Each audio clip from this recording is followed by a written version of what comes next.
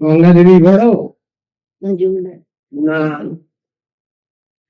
যমুনা দেবী বড়? প্রশ্ন আছে, তাহলে উত্তরটা কি হবে? রবি বিচার। আর গঙ্গার পরিবেশ আর কোন স্তর নদী তুলনা করা চলবে কিনা? আমরা যখন তীর্থ আহ্বান করি মন্ত্র, সেখানে মন্ত্রটা বলি কি? গোদাবরী সরস্বতী নর্মদে সিন্ধু কাবেরী জলে সন্নিধি করু, এই বলি। আগে ওখানে বলা হয়েছে গঙ্গা, গঙ্গে, তারপরে বলা হয়েছে যমুনা।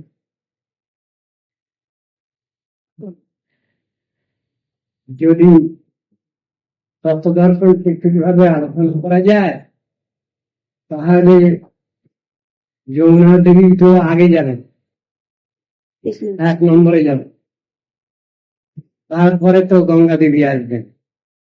এ তো তত্ত্ব দর্শনের বেলায় রসগত বিচারের মতো রসগত বৈচিত্র্যের ক্ষেত্রে।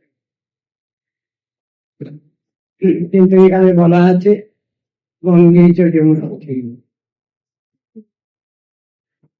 আমরা বিচারটা কোথা থেকে কিভাবে নেব?